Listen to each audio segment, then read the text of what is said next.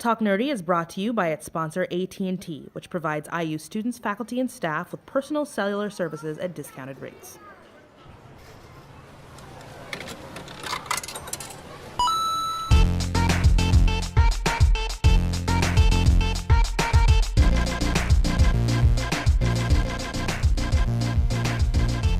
Talk Nerdy to Me, a conversation about technology's hottest topics at Indiana University and beyond.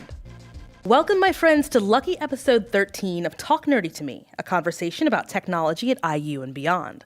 I'm your host, Janae Cummings, and with me, as always, is the Jubilee to my Wolverine, Brendan Howell. How are you doing? I'm doing pretty well.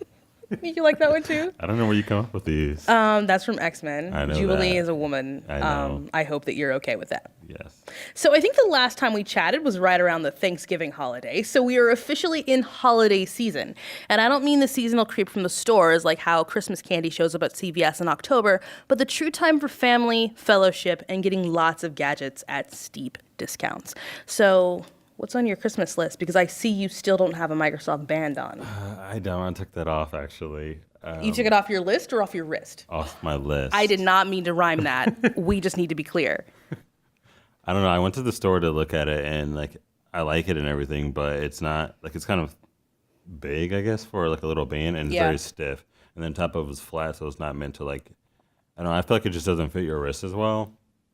And then you only can use the virtual assistant features if you have a Microsoft phone. Oh, really? Yeah, so you can't use Cortana without having a Microsoft phone. So Right. That kind of just told me not to get it. So That was it? Those are your only criteria? yeah, I mean, I want to use stuff like that. That's the whole reason I wanted it. But I mean, I can read my text and everything with a Apple Watch. That's true. I ran into Brian and he had his on, and so it turns out we have the same wrist size. So I tried it on, and it was stiff. It didn't seem, since I wear kind of like a clunky watch every day, it didn't seem like something I would mind. But I was reading an article on The Verge, and the author, I think maybe wore it for a week or something. I can't remember how long. And he got all of these analytics just from a night of rest. And it turns out that he only had 3 hours of real sleep, woke up 40 times. His heart rate did this and did that and that kind of thing. And while I think a lot of that is stuff you probably need to know if you're in certain situations, it almost made me wonder if I'm ready for that kind of information, if I can handle that kind of information about myself, or if I just turn into a paranoid mess. I think it's cool because I had a Jawbone up when I worked at AT&T, and it does monitor your sleep as well. But I mean, the next day, it shows you all the information on the app and tells you oh, you woke up this time and this time and this time. You had this many hours of deep sleep or REM sleep, and then this many hours of light sleep. And it you can set an alarm on it based off that information, so it can gradually wake you up when it knows that you're in a light sleep rather than in deep sleep. Because obviously, it's harder for you to get up if you're awoken during deep sleep. But also, say your goal is to get 7 hours of sleep, but you only got 6.5. The app knows that, and so when you go, say you want to take a nap later, you can just turn the little watch into sleep mode, and it'll wake you up at that point where your 7 hours is met during your light point of sleep. So that way, just when you get up, when you are during a light period of sleep, but also you meet your 7 hours of sleep that you wanted for that day. So I like the whole sleep app or sleep part about it, which is why I wanted the Microsoft Band as well. But I also wanted the workouts and other stuff on there too. But I don't know, we'll see. Maybe I'll add it back. You're still getting the Apple Watch, right? Yeah.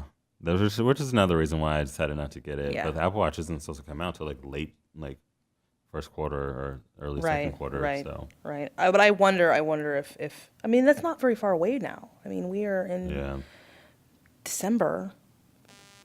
So We'll see. I don't know. So as we said last time, there has been an unbelievable amount of tech in the news, and tonight, or today, I guess it's tonight here in this moment, but today for you perhaps, we're going to pick 3 or 4 of these topics to chat about, and we hope you'll share your opinions on them either via social media or on our website, talknerdy.iu.edu. So first up is the Nokia N1 tablet, which sports one of the first reversible USBs. Have you seen this one?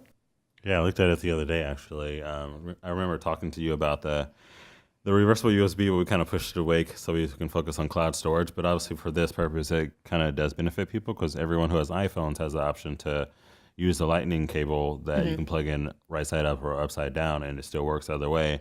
But now with the reversible USB, which is on this Nokia tablet, it does the same thing too. So it's trying to give other I guess, manufacturers of cell phones like Samsung, Nokia, whatever, the option to do that. So I have a feeling that the next Windows phone that comes out from Microsoft and Nokia will have it on there too.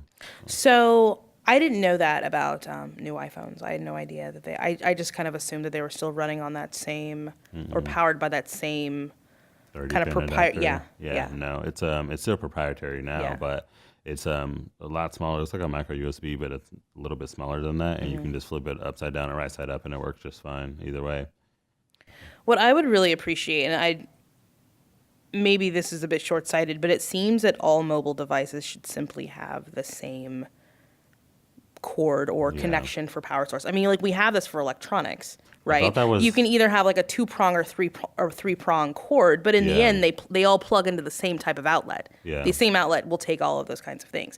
Like it seems like we should have that for mobile devices at this point in time. Well, they do, considering the other end of them is just a standard USB. Yeah. But I get what you're trying to say. Like, say for instance, all of them had micro USB. Right. Which I thought that was regulated, like international companies, they all had to do that. But since Apple's a U.S. company, I don't think they're required. Is that the problem? USB. Okay. I don't know if that's 100% for sure, but I think that's what it is. But that's what I was getting at. Like I know the other side's off on a USB usually is, but it seems that the other end should match. It should be the same. It should be something that I can go to any store and be like, oh, I need. Well, that's why Apple wants you to charge like your Apple devices with their cords, which cost $20 a piece and everything. So obviously there's a business strategy for them doing that as well. Of course. But also with the Nokia N1 tablet, though, if you looked at it, it looks literally exactly like the iPad Mini. I saw that. So I feel like a lawsuit is going to be coming sometime soon. It's going to be coming, but is it as good as the iPad Mini? Have you seen any reviews?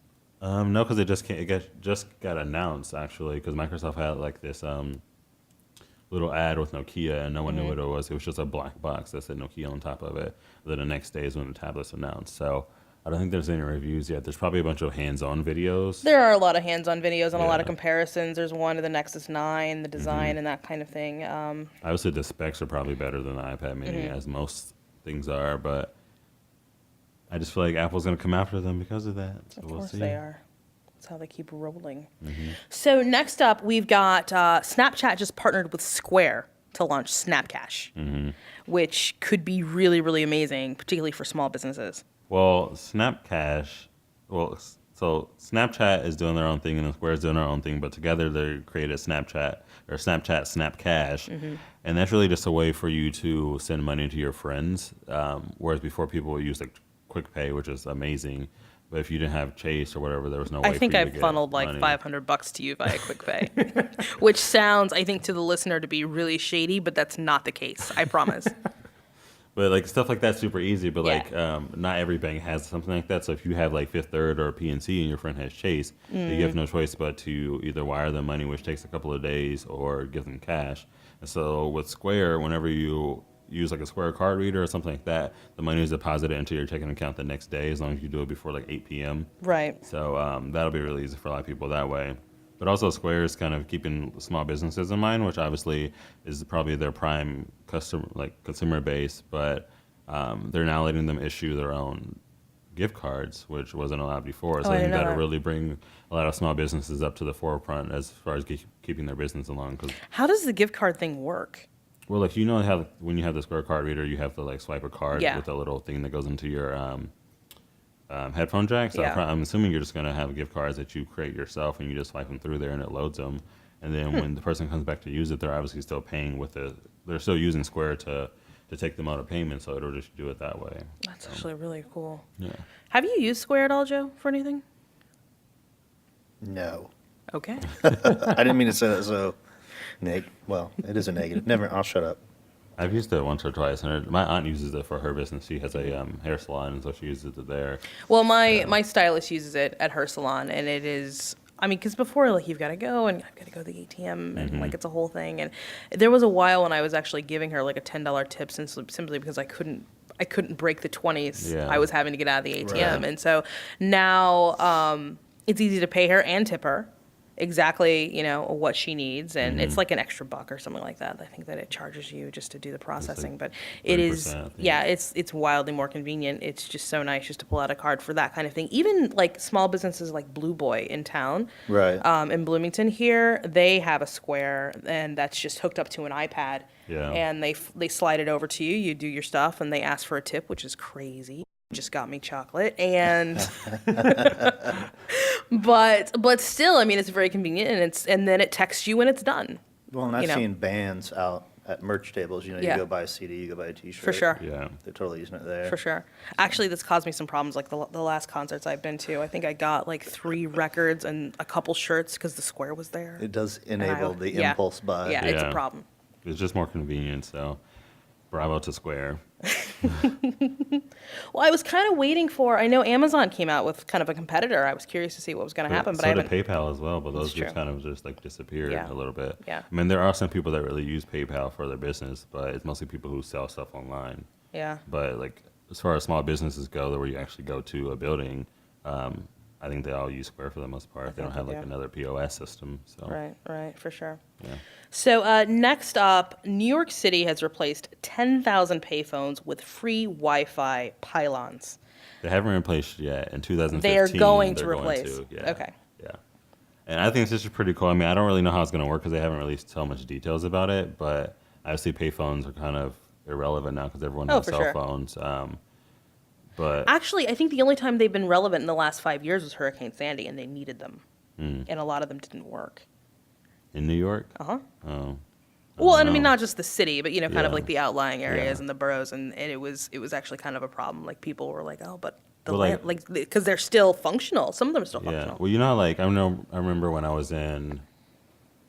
What was it? I think it was like 7th grade or something. But there's a huge tornado that came through Indianapolis, and nothing worked, and no power worked. Only thing that worked was a home phone, and that was it. So maybe that's why they tried to keep them. But maybe this is why they're not replacing all of them. They're just choosing 10,000 because I'm assuming New York has like several tens of thousands yeah. of payphones. There So have to be. There have to yeah. be.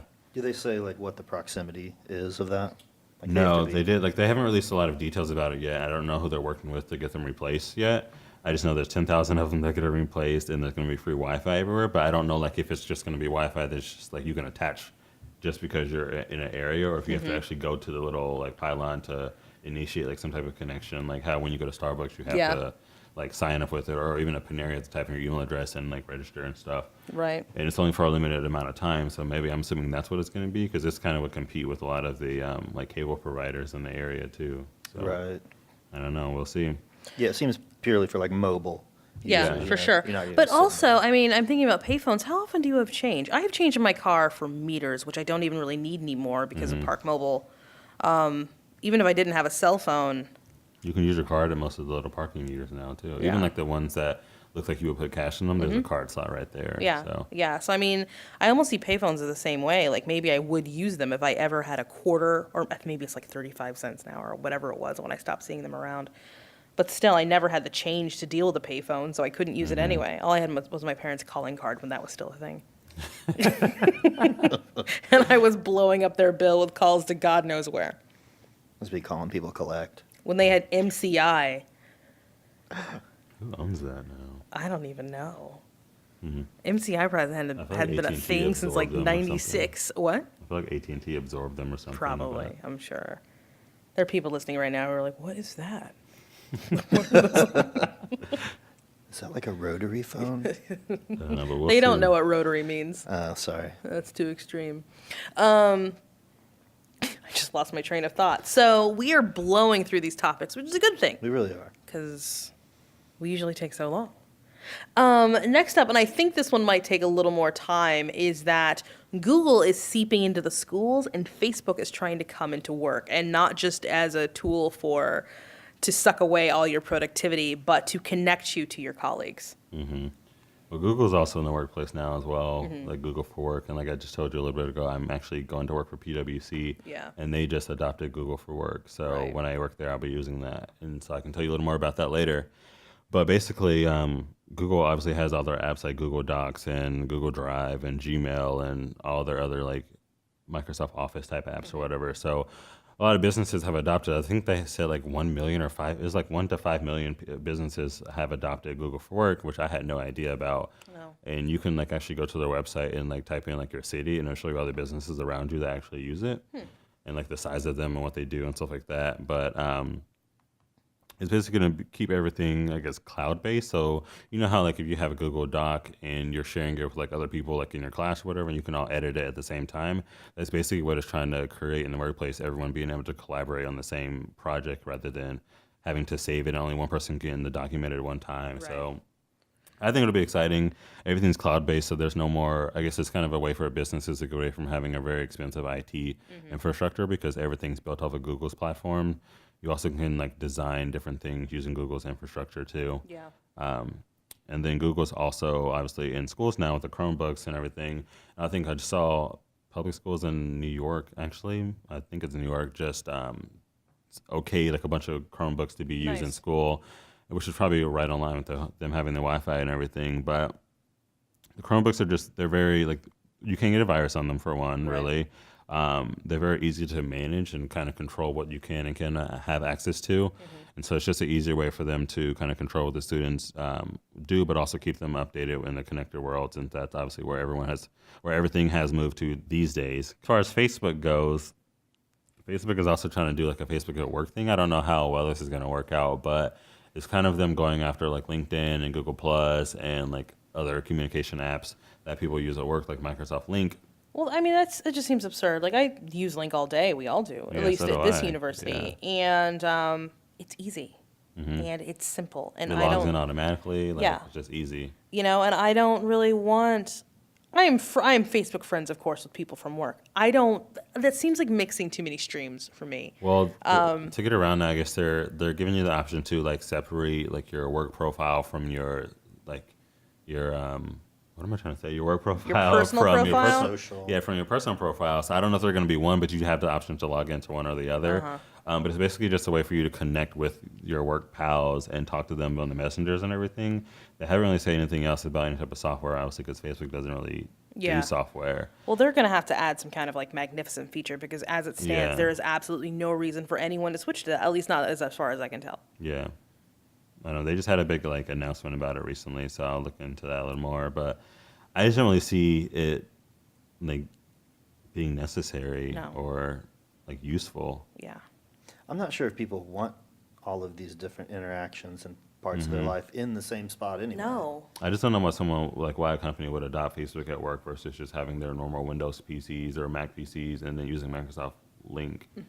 Like, why would I need to log all the way into Facebook's website just to be able to chat with my friends? Well, and it stuff? creates issues where people, I mean, a lot of people are using Facebook at work anyway, of course, but, you're going to have those supervisors who are like, you better not be on your personal profile, like that kind of thing, Yeah. like trying to police which Facebook people are on. You're going to have people who I think you'll create awkward situations when I don't want to be your friend in my social life, but we are connected here via work. Like Yeah. that creates really awkward issues. I know even now, like in general workplace thing, like there are people who are Facebook friends with some and not with others, and it can create tensions with people who are like, well, she never friended me, she never accepted my request, That's what I that kind love, of stuff.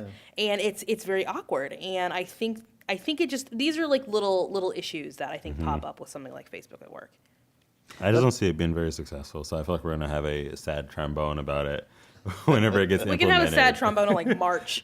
Once it gets implemented. And I'd like to note for everyone that we do not have a sad trombone today, which is astonishing because I think this is the first time in months that this has happened. So I feel like 3 of them have been Facebook. there was Facebook Home, there was Yeah. the Facebook Phone, there was it was recent. Yeah, I can't believe I'm spacing I don't on remember either. it. It was very recent. It was like 2 episodes ago. It doesn't matter. The only other one that stands out is that I think that we've highlighted Alicia Keys like twice for 2 different reasons of all the people. First, I think when she was at BlackBerry, which was so tragic, and then when she was taking selfies with her Oh, iPad. Yeah, tablet. That's Yeah, yeah. Alicia Keys, you should never ever be an IT topic. That's Well, just she's a obviously shame. not creative director anymore for BlackBerry. So Right, right. That was short-lived. So the last thing out there, at least for this podcast, is that Samsung is making plans to make fewer smartphones next year than they have been for like the last few years. Did you see that? Yeah, I saw they were actually. I think that they're kind of struggling right now with as much money they spent to make all these I different think that's devices. saying the least. Well, they spent so much money making all these different devices, making all these different watches. Like, how many watches do they have? Like 4 watches came Yeah, out, and they it's got a like lot of watches. a year and a half. Yeah. So there's just a lot of money they put into R&D, into production and stuff. So they're like, okay, we need to back off next year, which I think is good because I mean, like, there's so many different Samsung phones, and they have such a huge market share because they have so many phones. Mm-hmm. So I think that it'll be good for them to stop and just focus on like their main flagship devices, like the Galaxy Note or the Galaxy S series, because now they have like the Galaxy S versus like the Galaxy Alpha, but the Alpha is like more expensive than the Galaxy S5, but Right. yet the specs of it are like crappier.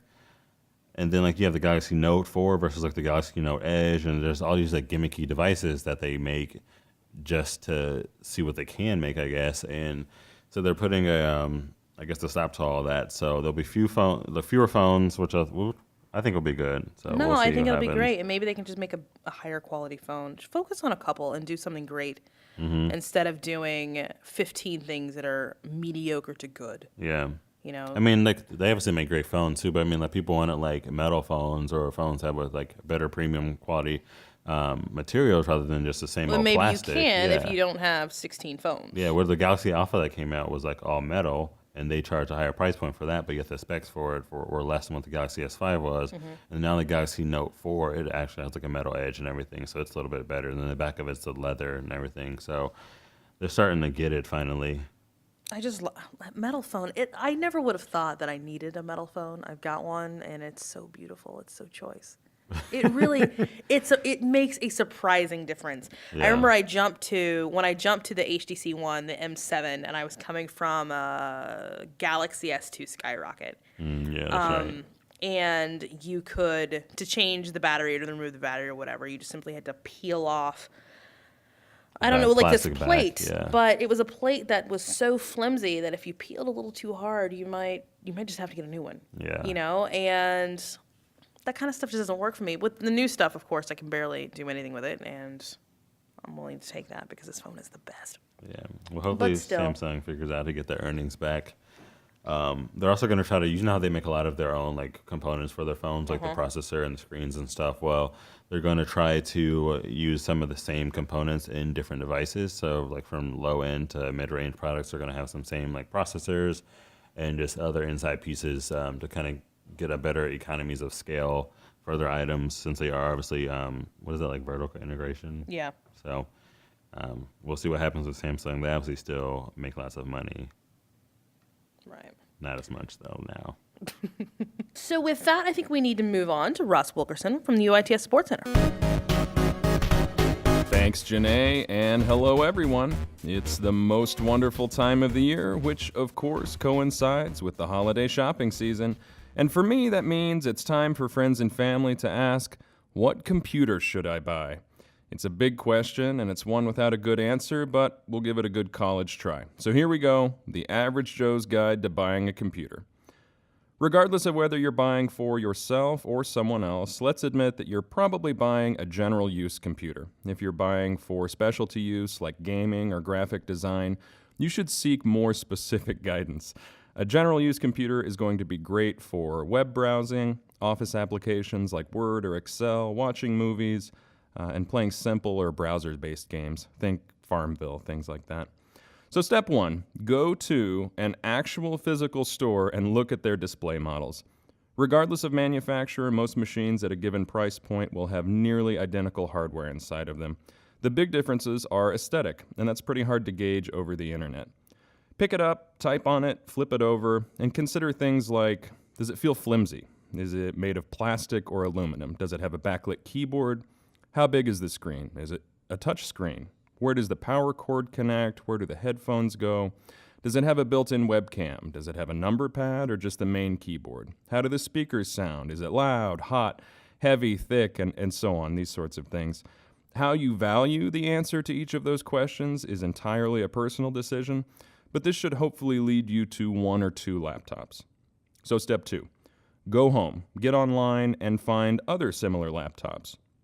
Start by looking at the same manufacturer you liked in person, but maybe at different machines in the same series.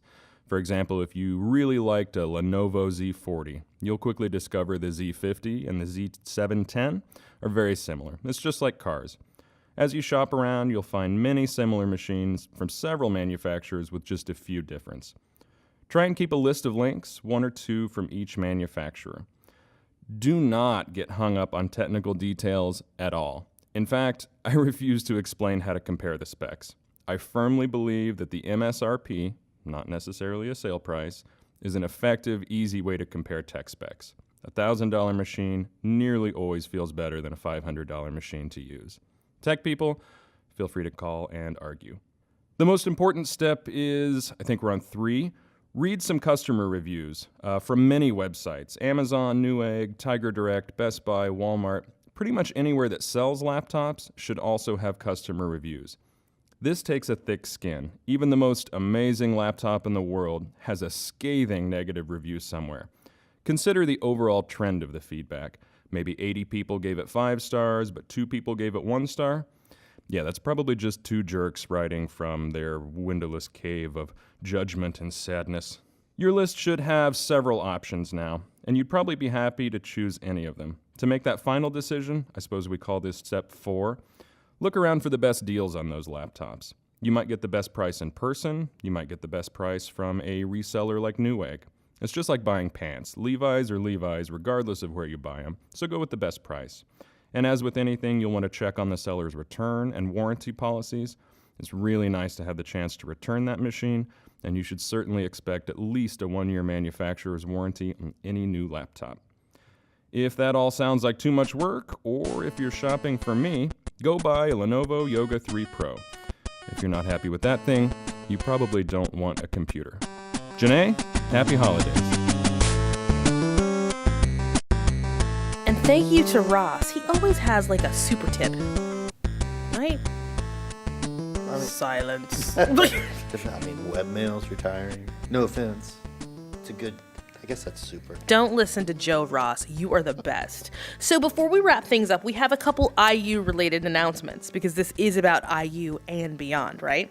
First, the LEGO video shorts shown at the statewide IT conference are now available on the UITS YouTube channel. You can access them at youtube.com/UITS@IU, which may have been a bit self-explanatory. The videos cover the UITS Support Center, the tragedies of parking on any IU campus, experiences with meeting rooms in the CIB, the Big Red 2 supercomputer, and statewide Birds of a Feather gatherings.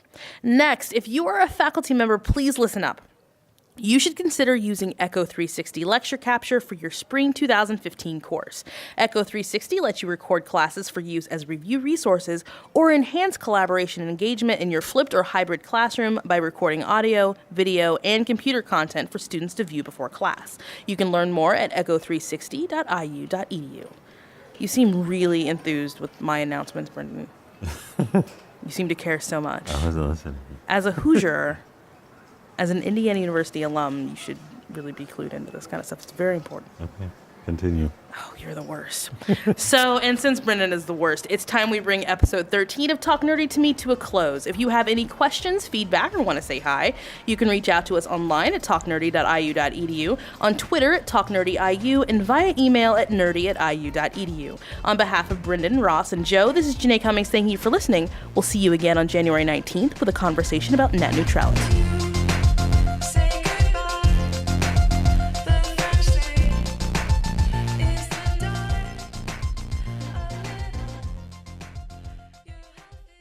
This has been an official production of the IT Communications Office. Copyright 2014, the Trustees of Indiana University.